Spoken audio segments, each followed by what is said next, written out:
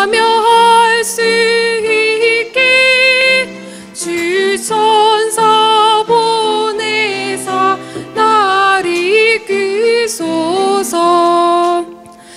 저 물결 거세고 또 어두워도 주 허락하시면 나 건너가리. 하늘의 막날 끌어 노래하게 하니 저 하늘 찬양대 나 들어가리.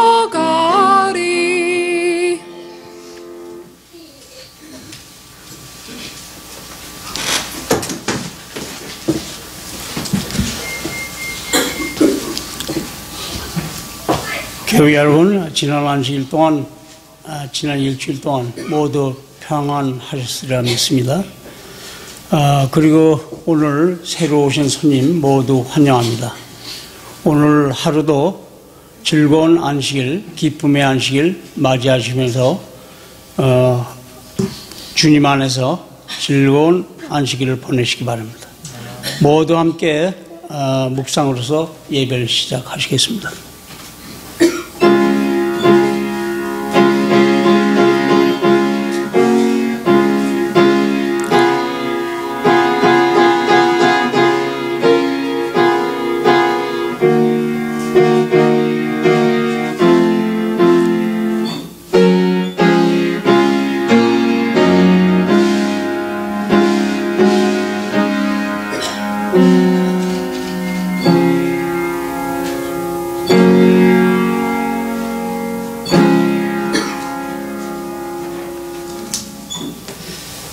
모두 일어나셔서 성령 다 함께 부르시겠습니다. 그런 주 하나님 천하 사람 모두 찬송 만만 천사 음성 높여 성부 성자 성령 찬송.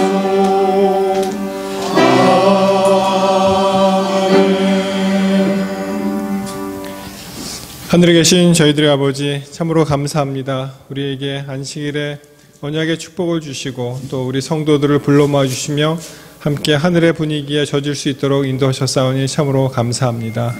우리가 모든 마음의 무거운 근심의 짐을 다 이 시간 내려놓고 오직 하늘을 묵상하며 하나님의 선하심과 아름다우심을 찬양할 수 있도록 주님 도와주시옵소서. 시종 예배를 주님께서 인도하여 주실 것을 믿고 감사드리오며 예수님 이름으로 간절히 기도하옵나이다. 아멘.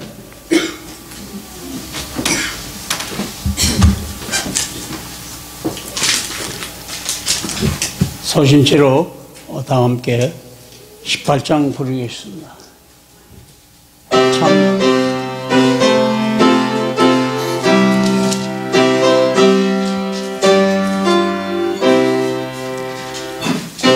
주를 아는 이들 찬송하고 찬송하세.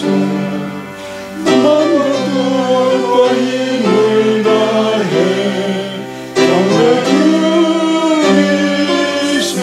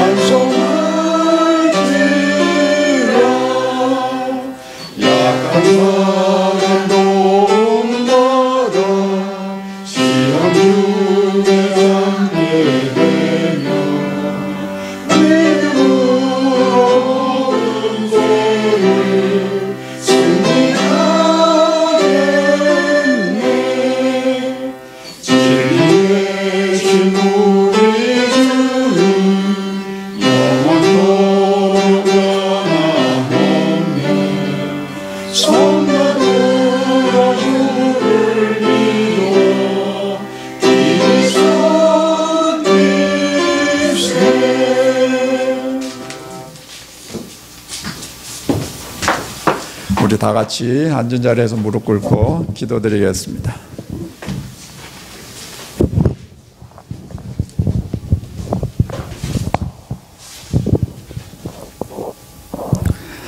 하늘에 계시는 사랑의 하나님 아버지, 저희 믿음의 식구들 다시 하나님이 계시는 이 성전에 불러 모아주셔서 하나님께서 우리에게 허락하신 귀한 안식의 시간을 보내며 우리가 은혜 받게 도와주시니 감사합니다. 하나님, 우리가 하나님이 원하시는 대로 참 회개할 것이 참 많습니다. 하나님 아버지, 우리의 마음속에 들어있는 나를 몰아낼 수 있는 시간이 될 수 있도록 성령의 감화 감동하심이 이 자리에 같이 하셔서 우리가 다시 한번 우리의 마음속에 있는 나를 내쫓고 예수님 하나님을 다시 마음속에 간직하는 귀한 한 시간이 될 수 있도록 도와주시옵기를 간절히 원합니다. 우리가 참 이 미국까지 와서 만난 이 귀한 인연들, 하나님 아버지, 그 인연들이 정말 서로 사랑하며 하나님 아버지의 교회를 위해서 봉사하며 하늘나라까지 갈 수 있는 저희들이 될 수 있도록 모든 교우님들의 마음속에 또 모든 교우님들의 가정에 하나님 아버지의 영적인 축복이 같이 하셔서 날로 날로 우리들이 자라나는 저희들이 될 수 있도록 도와주시옵기를 간절히 원합니다. 하나님 아버지, 저희 교회에 보내주신 목사님으로 인해서 감사드립니다. 하나님 아버지, 오늘 또 목사님을 통해서 저희에게 주려고자 하시는 메시지가 우리가 정말 우리의 한 주일 생에 또 한 달의 생에 앞으로의 생에 귀한 밑거름이 돼서 우리가 쑥쑥 자라날 수 있는 귀한 은혜의 시간이 될 수 있도록 우리 목사님을 붙들어 주시옵기를 간절히 원합니다. 우리가 드리는 찬미, 우리가 하나님 아버지 받아주시고 우리가 정말 부르는 찬미처럼 우리의 마음이 기쁘고 주 안에서 늘 감사하며 사는 저희들이 될 수 있도록 도와주시옵기를 간절히 원합니다. 오늘 순서마다 하나님 아버지 같이 해주셔서 귀한 은혜 받는 시간이 되게 하여 주실 것을 믿사오며 우리를 정말 깊은 웅덩이에서 건져내신 우리 주 예수님의 이름으로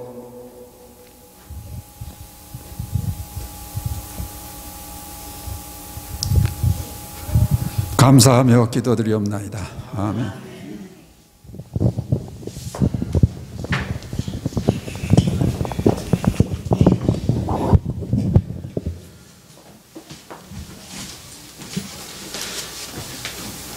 준비하신 연금 드리실 시간입니다.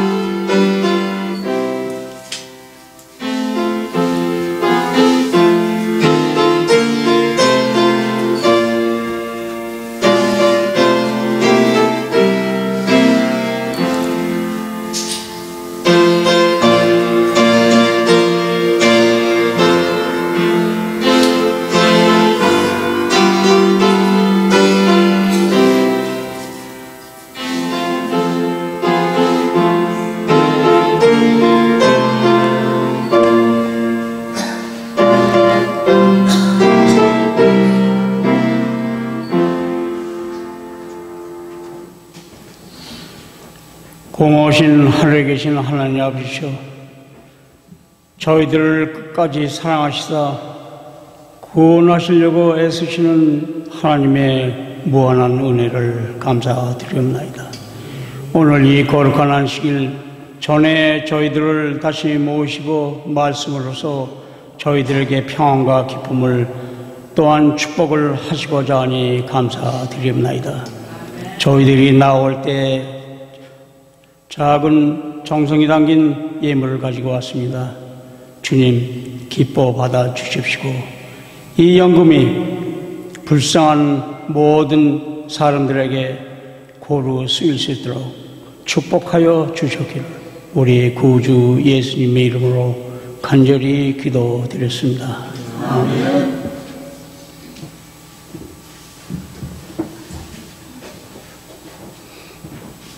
이제 특장 들으신 후에 말씀을 듣겠습니다.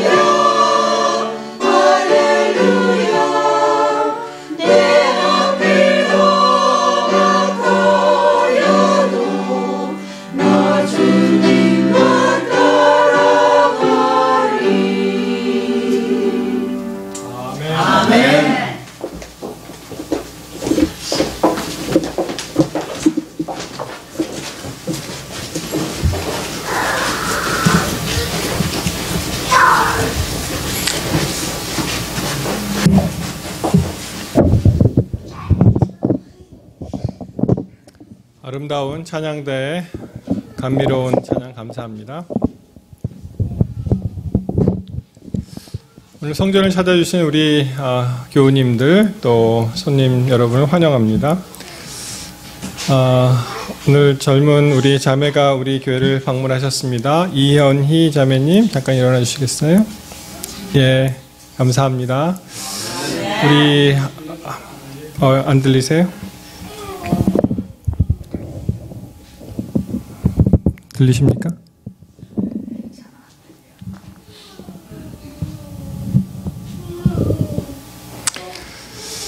예, 우리 합회에서 이 샌프란시스코 지역을 이제 복음 전도 사업을 구상 중에 있는데 그 일로 관계해서 우리 자매님 방문해 주신 것 같아요. 나중에 만나서 다시 좀 대화를 나눌 기회가 있었으면 좋겠습니다. 오늘 말씀 제목은요, 달란트가 데나리온에게 묻다, 이런 말씀 제목으로 함께 보시겠습니다.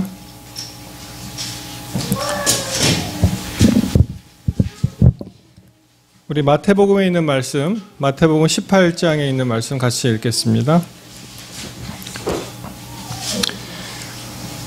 마태복음 18장 23절에 있는 말씀부터 보겠습니다. 마태복음 18장 23절.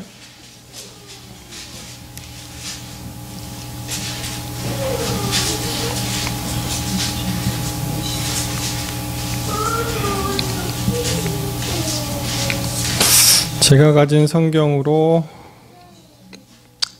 신약 성서 31페이지네요. 여러분 가진 성경이 몇 페이지인지 모르겠습니다. 마태복음 18장 23절. 이러므로 천국은 그 종들과 회개하려 하던 어떤 임금과 같으니 회개할 때에 1만 달란트 빚진 자 하나를 데려오매 갚을 것이 없는지라 주인이 명하여 그 몸과 처와 자식들과 모든 소유를 다 팔아 갚게 하라 한데 그 종이 엎드려 절하며 가로되 내게 참으소서 다 갚으리다 하거늘 그 종의 주인이 불쌍히 여겨 놓아 보내며 그 빚을 탕감하여 주었더니 그 종이 나가서 제게 100데나리온 빚진 동관 하나를 만나 붙들어 목을 잡고 가로되 빚을 갚으라 하매 그 동관이 엎드려 간구하여 가로되 나를 참아 주소서 갚으리이다 하되 허락하지 아니하고 이에 가서 저가 빚을 갚도록 옥에 가두거늘 그 동관들이 그것을 보고 심히 민망하여 주인에게 가서 그 일을 다 고하니 이에 주인이 저를 불러다가 말하되 악한 종아 내가 빌기에 내가 내 빚을 전부 탕감하여 주었거늘 내가 너를 불쌍히 여김과 같이 너도 내 동관을 불쌍히 여김이 마땅치 아니하냐 하고 주인이 노하여 그 빚을 다 갚도록 저를 옥졸들에게 붙이니라. 너희가 각각 중심으로 형제를 용서하지 아니하면 내 천부께서도 너희에게 이와 같이 하시리라. 이 마태복음 18장에 있는 비유, 많이 우리가 익숙한 용서할 줄 모르는 종의 비유 한번 생각해 보도록 하겠습니다.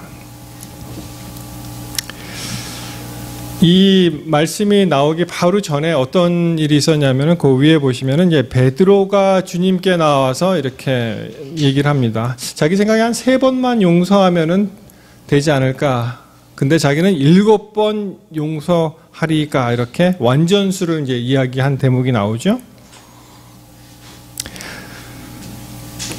형제가 내게 죄를 범하면 몇 번까지 용서하여 주리까? 7번까지 하오리까? 이렇게 이제 예수님께 묻습니다. 예수님께서는 7번이 아니라 7번씩 70번이라도, 그렇다고 490번까지 용서라는 말씀은 아니죠. 무한대로 이제 용서하시라는 말씀을 이렇게 표현하셨습니다. 그리고 이제 하시는 말씀이 이 동관 이야기가 나옵니다. 우리 읽으신 대로 천국 비유를 말씀하시면서 임금과 이제 회개할 때 어떤 사람이 1만 달란트 빚진 사람이 있었습니다. 그런데 갚을 방법이 없죠. 이렇게 얘기합니다. 25절에 그 몸과 처와 자식들과 그 모든 소유를 다 팔아 갚게 하라. 얼마나 가혹한 그런 명령이겠습니까? 갚을 능력이 없는 사람에게 내 몸과 내 처와 자식과 내가 가진 모든 소유를 다 팔아 갚으라.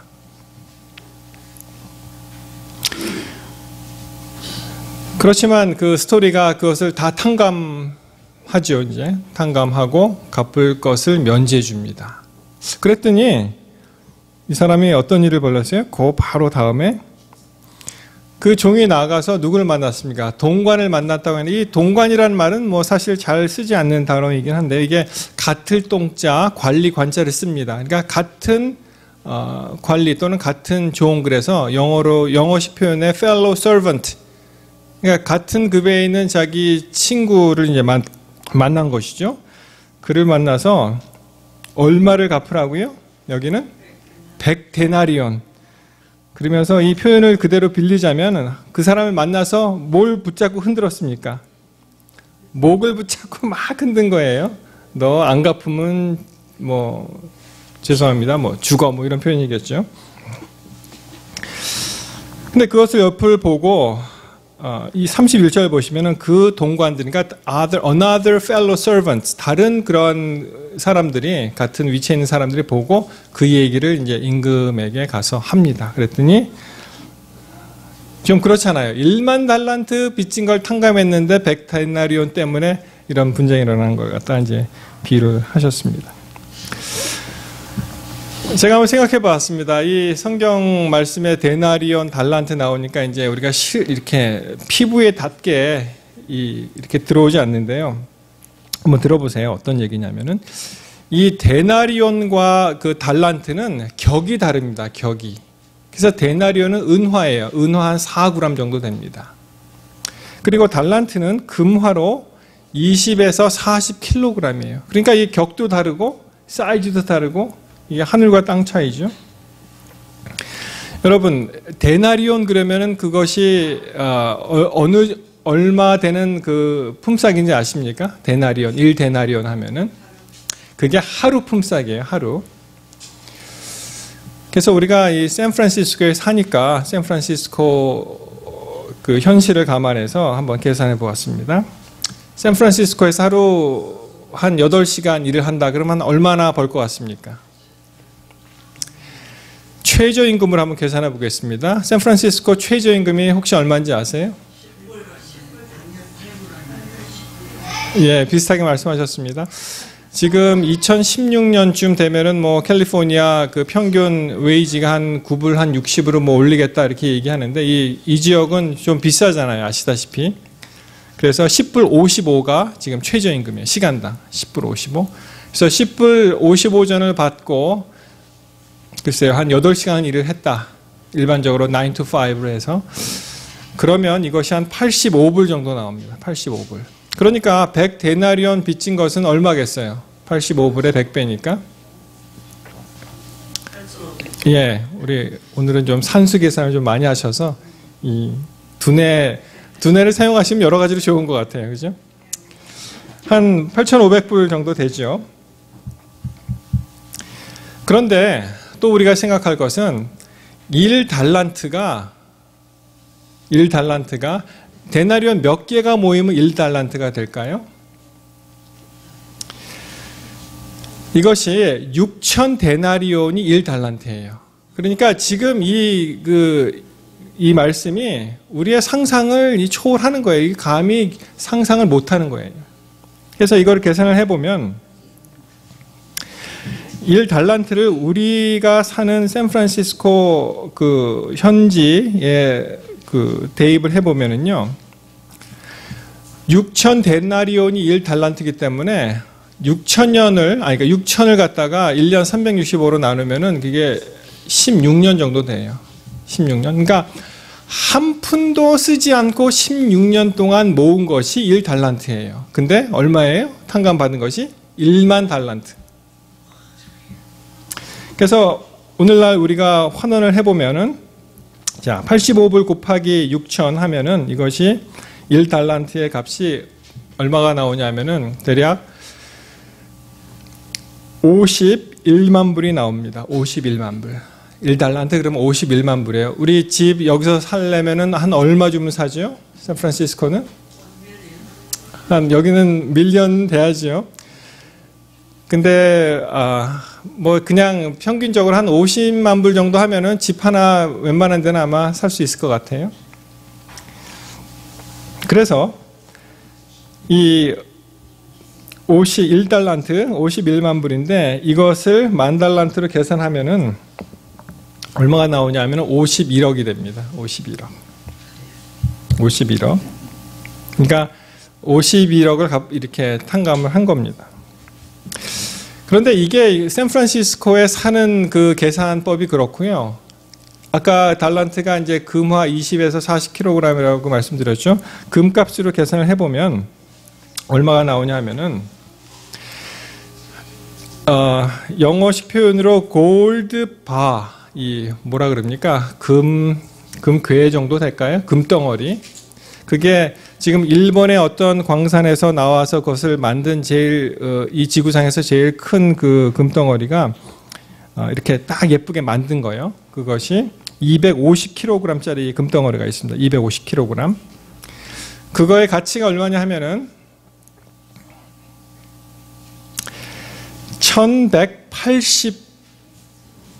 1180만 불입니다. 1180만 불.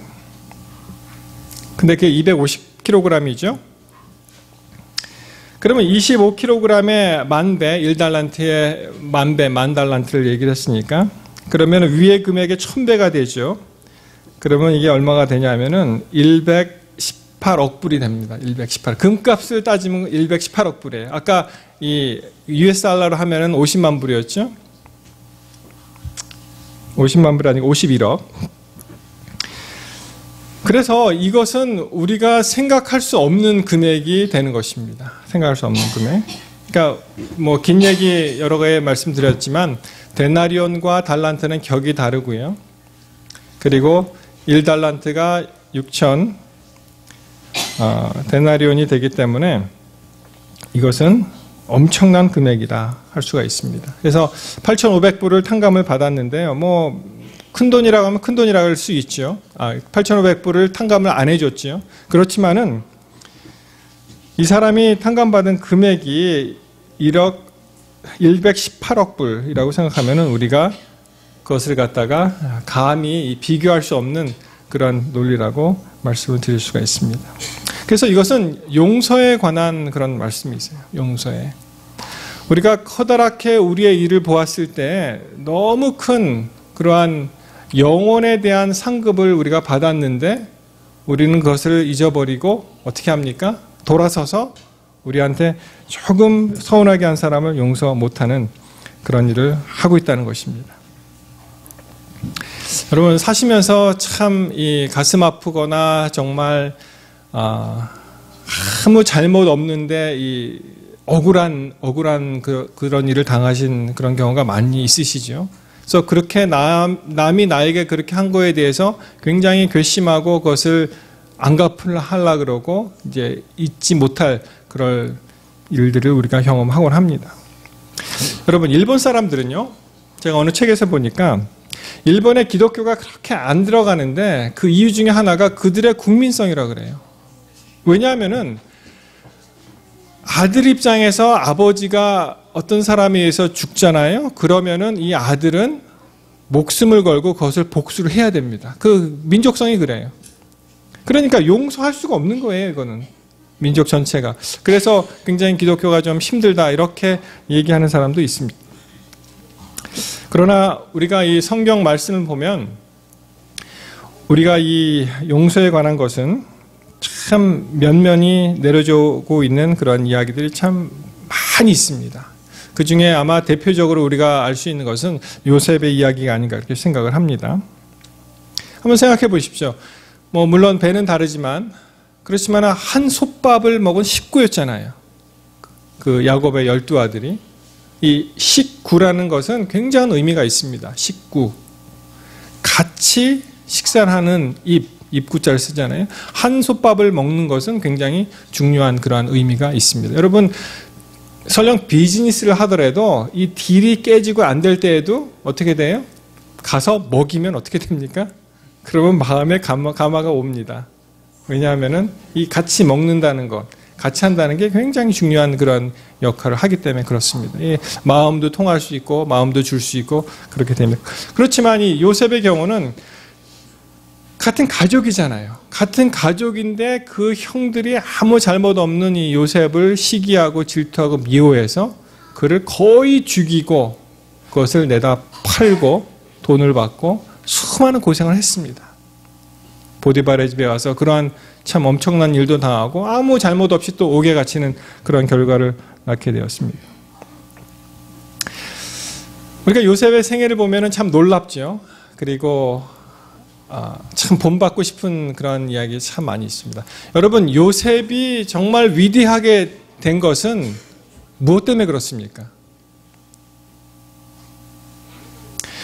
요셉이 정말 우리가 본받고 싶고 요셉이 요셉같이 위대하게 된 것은 그가 총리 대신이 되어서 그런 것이 아니에요. 우리는 맨 마지막에 그 결과를 보고 요셉은 총리 대신이 되었다라고 혹시라도 이렇게 높이 살 수는 있을지 몰라도 저는 이렇게 생각합니다. 요셉을 위대하게 만든 것은 두 가지 요소가 있어요. 하나는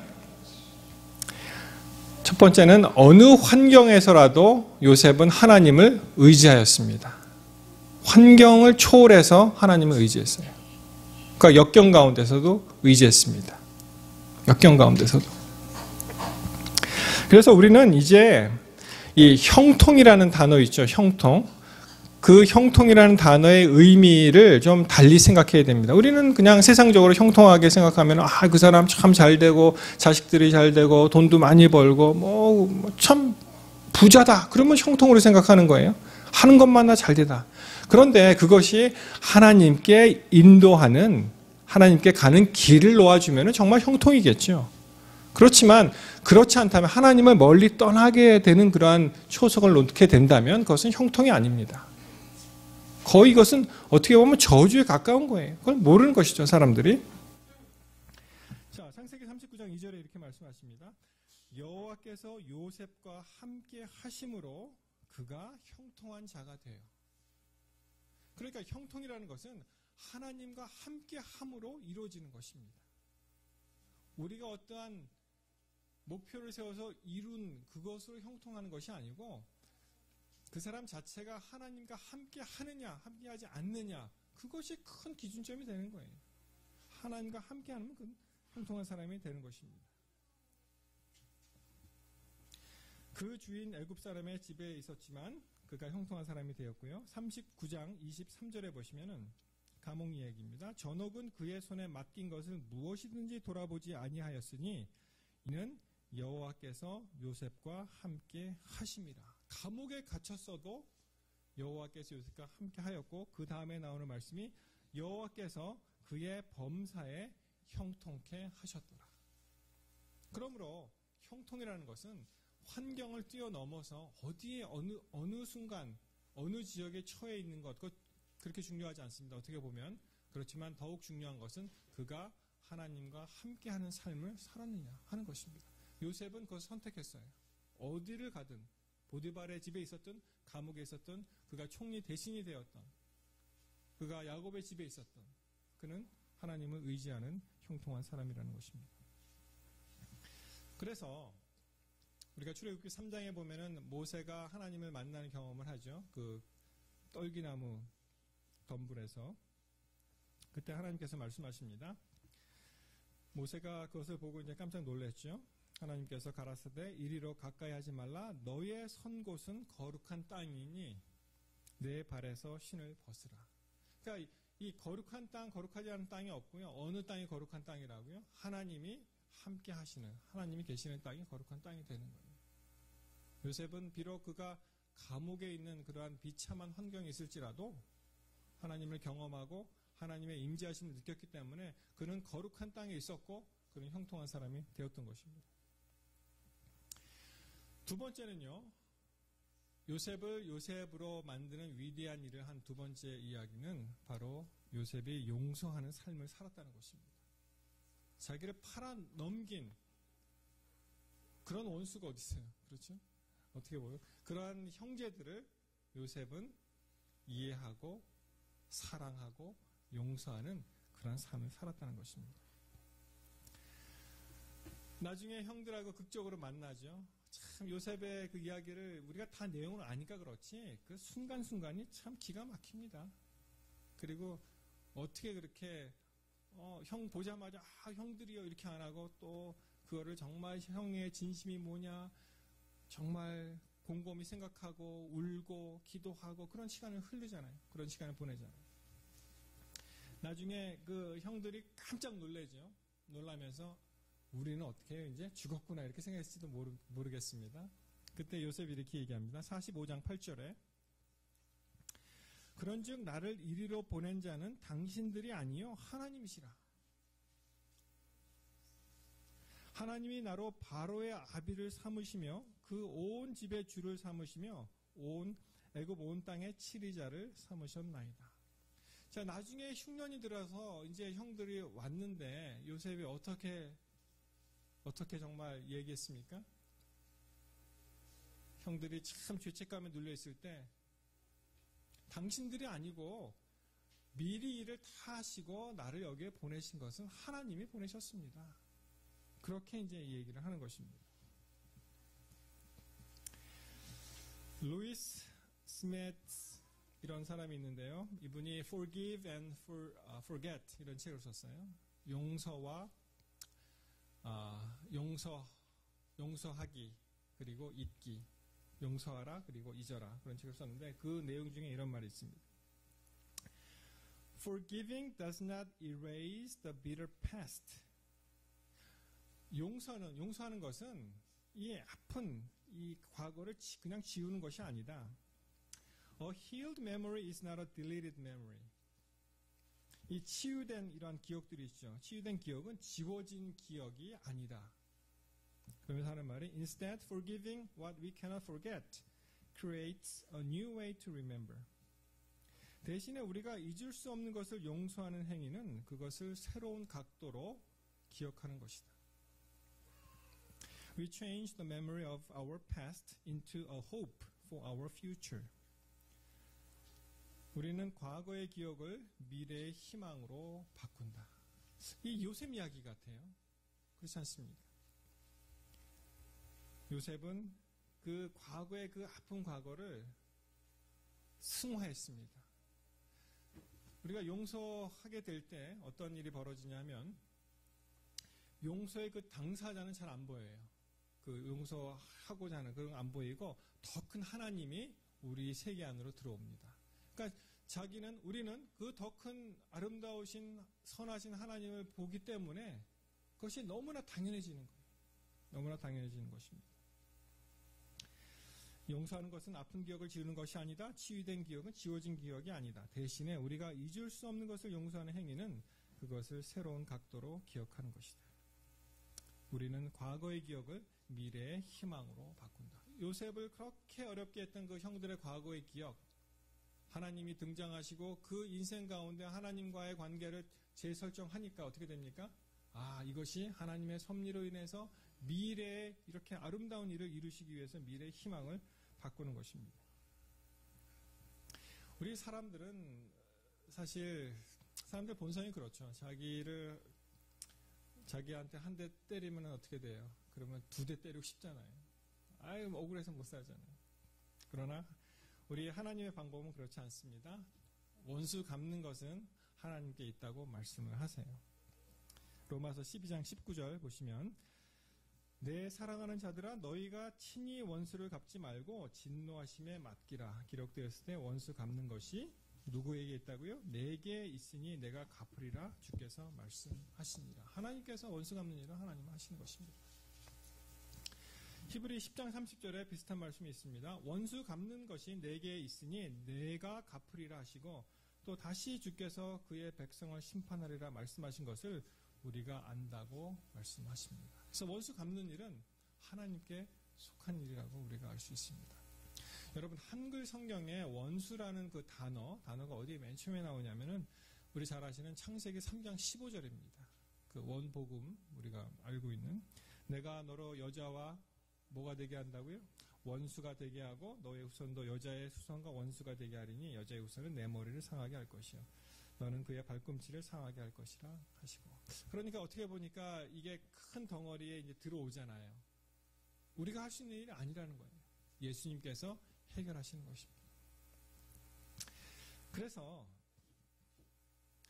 요셉의 경우 참 많은 패배와 시련과 어려운 어떤 배반 이런 것을 경험하였지만 그가 강한 크리스찬으로서 살아남을 수 있는 것은 그의 마음에 성령께서 임재하심으로 그가 넉넉히 그런 것을 다 포용할 수 있는 그런 마음을 갖게 되었다고 생각을 합니다. 그렇잖아요. 자기에게 나쁜 짓을 저지른 형들을 원망하고 그들을 보복할 수 있고 옥에 가다 정말 죽일 수 있었지만 그렇게 하지 않았습니다. 요셉은.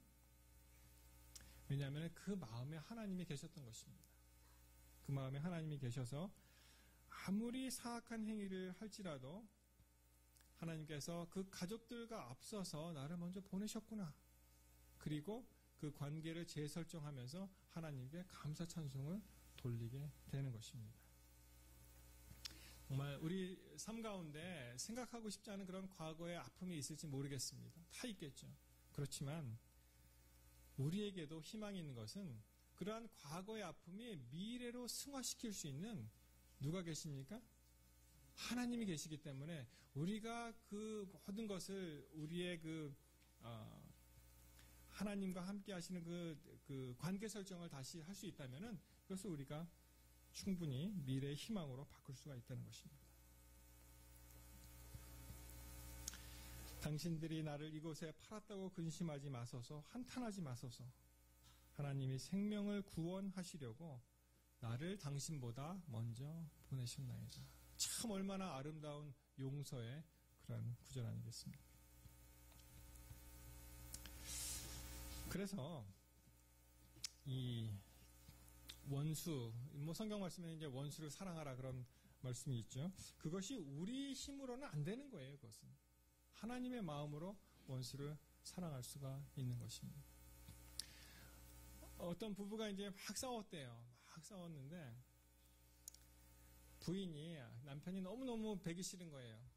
그래갖고 너는 내 원수라고 막 그러고 이제 싸웠다는 거예요.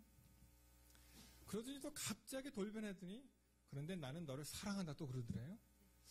그래서 남편이 또 무슨 소린가 했더니 그 다음 말이 왜냐하면 하나님께서 원수도 사랑하라고 말씀하셨기 때문에 너를 사랑하노라 이렇게 또 얘기했다고 합니다. 잠언 25장 21절에 보시면 내 원수가 배고파하거든 식물을 먹이고 목말라 하거든 물을 마시우라. 그리하는 것은 핀 수치로 그의 머리에 놓는 것과 일반이요 여호와께서는 내게 상을 주시리라. 그래서 이 기독교의 그 경신 하나님께 주시는 말씀은 우리의 원수를 우리를 참 학대하고 나쁘게 했지만 배고파한 사람에게 물을 먹이고 목말라 한 사람에게 물을 마시우고 배고파한 사람에게 식물을 먹이고 그 다음에 그리하는 것이 핀 숯으로 여러분 숯불 아시죠? 핀숯 이 숯불 핀 숯으로 그의 머리에 놓는 것과 일반이다라는 그런 표현이 나옵니다. 그래서 많은 사람들이 이걸 보고 어떻게 오해를 하냐 하면은 그거 봐라 내가 이렇게 하면은 이 원수 머리에 숯이 들어가니까 얼마나 뜨겁겠느냐 아주 좀 속된 표현으로 쌤통이다 이렇게 생각하잖아요. 근데 그게 아니에요. 그거는 우리가 성경을 잘못 생각하시는 것입니다. 그것이 아니고 여러분 이스라엘에서는 이 화덕, 숯 이런 것이 굉장히 필수적이었습니다. 하나는 난방을 그것으로 했고요. 다른 하나는 그것으로 음식을 했어요. 근데 간혹 이 숯이 꺼지는 그런 일이 있었습니다. 그때 그 자기를 얼마나 힘들게 했던 그런 사람인데도 불구하고 이 안 좋은 사람인데도 불구하고 그 집에 가서 숯을 달라고 하는 그런 마음이 있잖아요. 그때 그걸 주라는 거예요. 왜냐하면은 이 머리에 놓는 것이라는 표현이 나오는데 핀 숯으로 그의 머리에 놓는 것과 일반이라는 말이 나오는데 이 놓는다는 그런 표현은요 히브리 말로 하타 그래서 이게 쌓아 올리는 것입니다. 이게 영어로 hip, H-E-A-P, hip. 근데 이 머리에 쌓아 올릴 수가 없잖아요. 이게 무슨 뜻이냐면은 이 큰 이런 그 뭐라 그럴까요? 쟁반이라고 할까요? 이 용기에다가 이 숯을 쌓아 올려서 그것을 기쁜 마음으로 돌려보내는 것입니다. 그 상은 하나님께서 주신다는 것입니다. 우리 성도님들 가운데 한 분이 제게 책을 한번 읽어보라고 주셔서 접하게 되었는데요. 제가 최근에 이 책을 읽었습니다. 이게 뭐냐면은 Unbroken이라는 책이에요. Unbroken. 뭐 한국말로 번역하면은 뭐 깨지지 않는 뭐 그런 식이 되겠죠. 이 로라 힐렌브랜드라는 아주 유명한 작가가 이 루이 젬퍼리니라는 그 월드워 II 베테랑 그 이야기를 쭉 썼어요. 한 400페이지가 되는데요. 읽으면서 그 다음에 어떻게 될까? 그 다음에 어떻게 될까? 이건 뭐 손에서 뛸 수가 없더라고요. 이게. 잠깐 말씀을 드리면 이분이 1917년에 나신 분이세요. 예, 젬프리니, 그러니까 이탈리아 그쪽 이민자 집에서 태어났는데 어릴 때부터 상당히 악동이었습니다. 왜냐하면은 이 이탈리아 그 부모님 그쪽에서 영어가 잘 안 통하니까, 그리고 아이들이 자꾸만 액센트가 있다고 놀리는 거예요. 부모님은 영어를 잘 안 쓰셨습니다. 근데 이 책에 어떤 내용이 나오냐면은, 여러분 5살 때 담배를 했다고 나와요. 그리고 8살 때 술을 마셨다고 나옵니다. 근데 이 경찰하고 이렇게 잡히잖아요. 되게 빠르게 도망가기 때문에. 그래 참 여러 가지 고민을 많이 했는데, 그 형이 있었어요. 피트라는 형이 있었는데, 그 아이를, 달리기에 소질이 있는 아이를 갖다가 이 달리기 선수로 만듭니다. 그래서 굉장히 잘 뛰었어요. 상도 많이 받고 아주 유명해졌습니다. 당시에 고등학생으로서 1마일을 뛰는 가장 빠른 사람이었어요. 미국에서. 그 정도는 이제 성공을 했습니다. 결국은 그가 19살의 나이로 미국 육상 대표 선수가 되어서 1936년 올림픽이 있었습니다.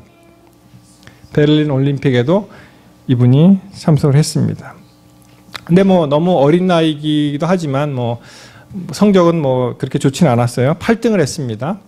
5,000m 경기였나 그렇습니다. 8등을 했는데, 그래서 이제 희망에 부풀어서 내가 다음에 1940년 4년 후에 열리는 올림픽에서 내가 금메달을 따야지, 그런 아주 희망과 열심히 운동하는 그런 학생이었는데, 그만 2차 세계대전이 일어나죠. 1939년에.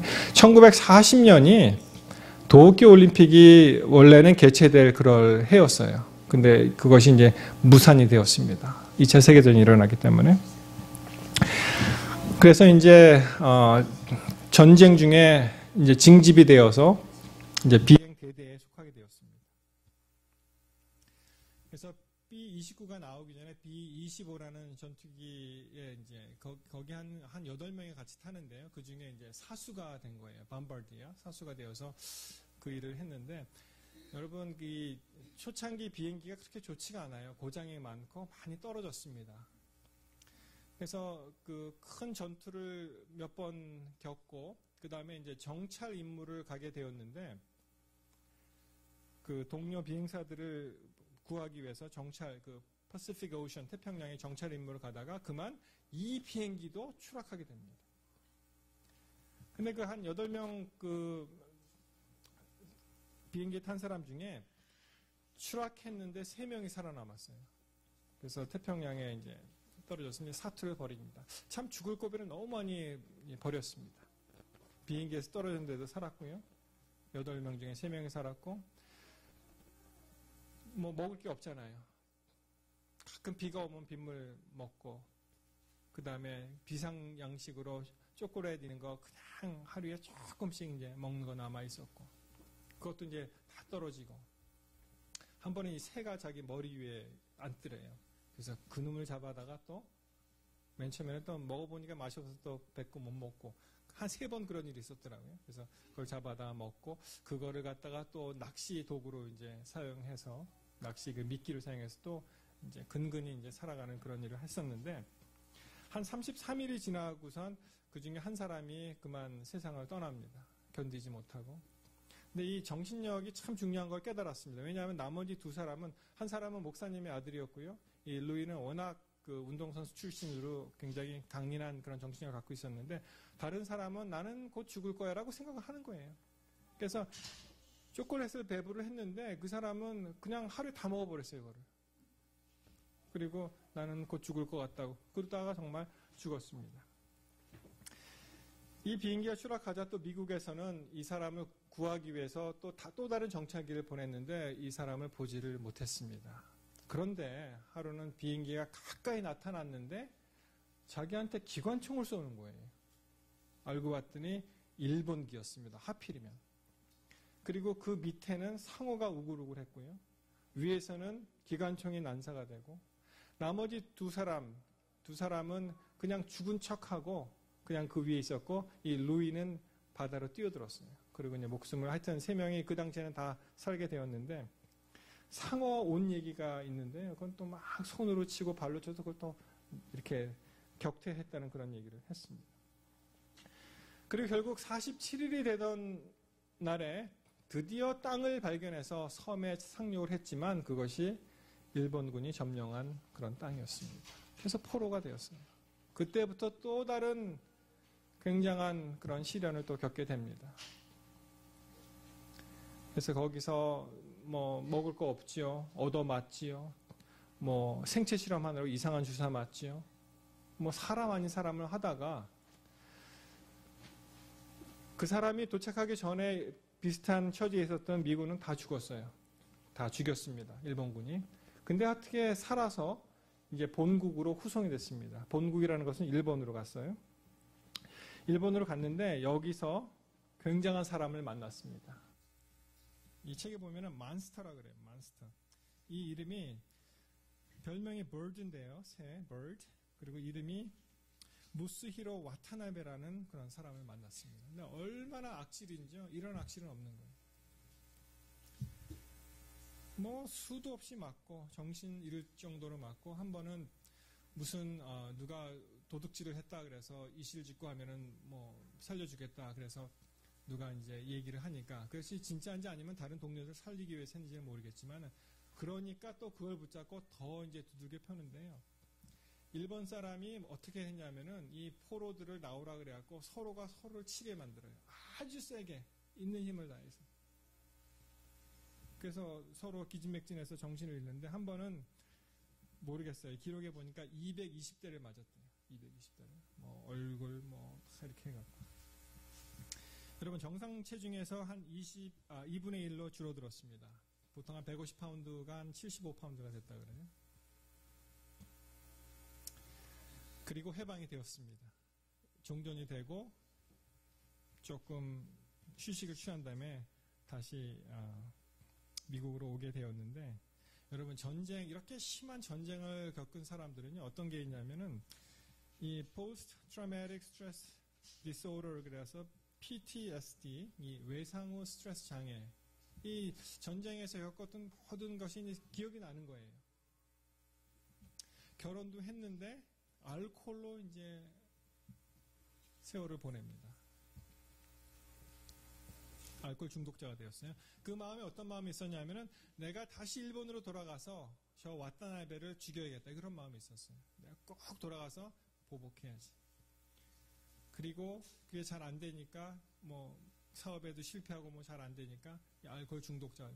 그 사람을 죽이기 위해서 자기가 준비하고 노력했지만 결국은 자기가 죽게 된 것입니다. 결혼 생활도 평탄하지 않았습니다. 가정 폭력이 생겼습니다. 그런데 이분에게 결정적인 그 반전의 기회가 왔는데요. 1946년 그 당시에 빌리 그레임 목사님 아시죠? 그분이 그 타운을 방문하게 됩니다. 그래서 아내가 간절히 요청을 해갖고 몇 번 거부하다가 그 빌리 그레임 집회 전도를 받아서 앉아갖고 이분이 하나님을 다시 만나게 되었어요. 그리고 자기가 얼마나 죄인인지를 깨닫고 그리고 하나님께서 얼마나 크신 분이라는 걸 깨닫고 그리고 하나님의 그 선하심 그것을 체험하고 그가 다시 살게 됩니다. 그리고 일본으로 건너갑니다. 그리고 보복이 아니라 자기를 그렇게 학대했던 간수들을 다 만나서 악수하고 내가 너를 용서한다. 그리고 네가 꼭 예수님을 개인의 구주로 받아들이면 좋겠다. 그런 전도자로 됩니다. 그런데 이 와타나베는 만나지 못했습니다. 왜냐하면은 이 사람이 숨어 지냈습니다. 전범 40명 중에 17번째예요. 얼마나 악질한 사람인지. 1번이 뭐 도조 히데키 그리고 쭉 있으면 7번이면은 아마 잡혔으면은 거의 뭐 죽었을 거예요. 사형됐을 것입니다.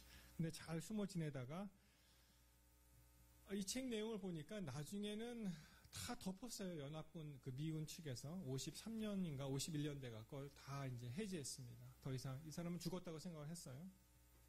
근데 그렇게 된 이유 중에 하나는 뭐냐면은 그 당시에 이제 콜드워가 있었기 때문에 빨리 일본을 정리하고 이 공산 세력과의 다툼에서 이겨야 되기 때문에 그걸 다 포용을 한 것입니다.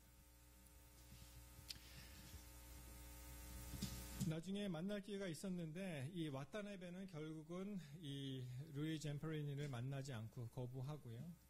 일방적인 메시지가 전해집니다. 잼퍼리니는 너를 용서하고 사랑하고 예수 그리스도를 믿으라는 그러한 이야기를 합니다. 여러분, 말씀의 힘이 여기 있는 것 같아요. 그 한 사람이 망가지는 인생에 하나님의 기운이 들어가서 그를 완전히 바꿔놓았던 것입니다.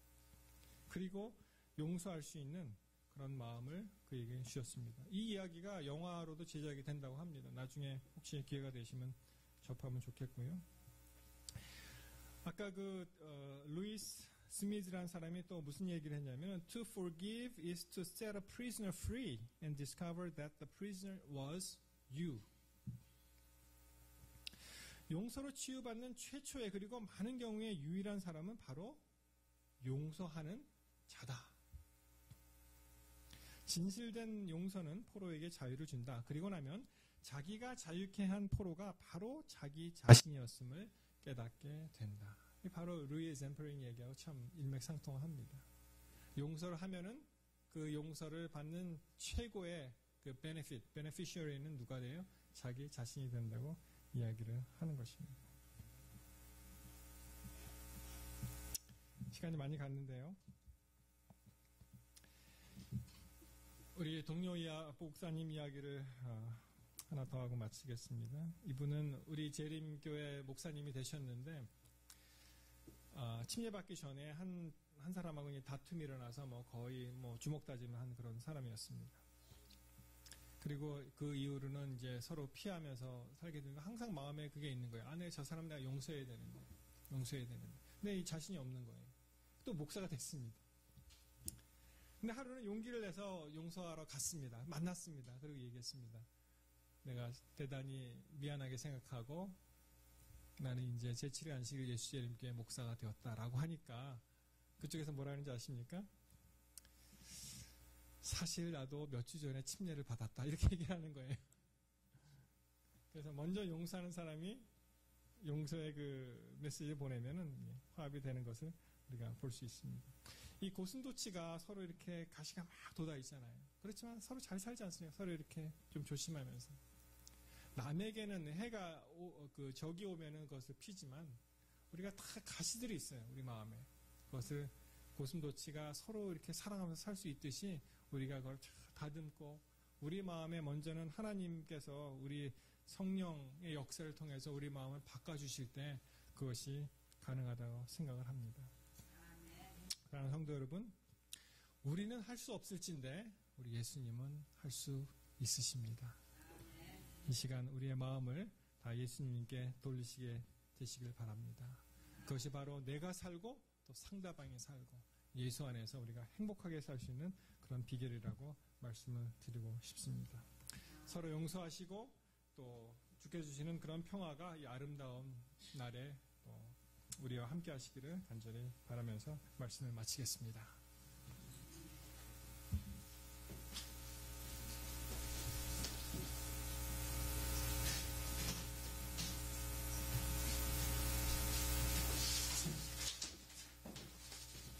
우리 함께 383장 마치는 참이 마치고 제가 축도하고 마치겠습니다.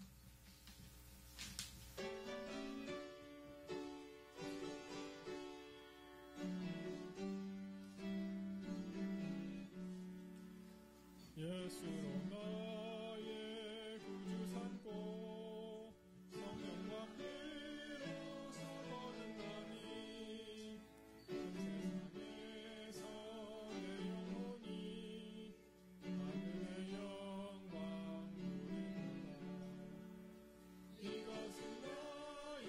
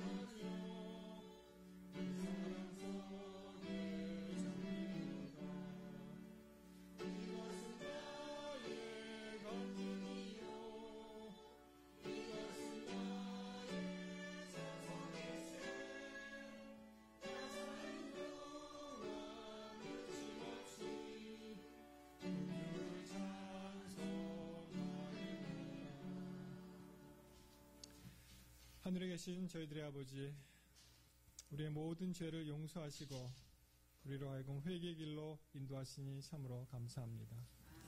우리 모든 부족한 사람들이 서로를 사랑하고 또 주의 몸된 삶을 실천해서 더욱 내가 살고 상대방이 사는 그런 귀한 성도의 길을 걸어갈 수 있도록 주님 도와주시옵소서.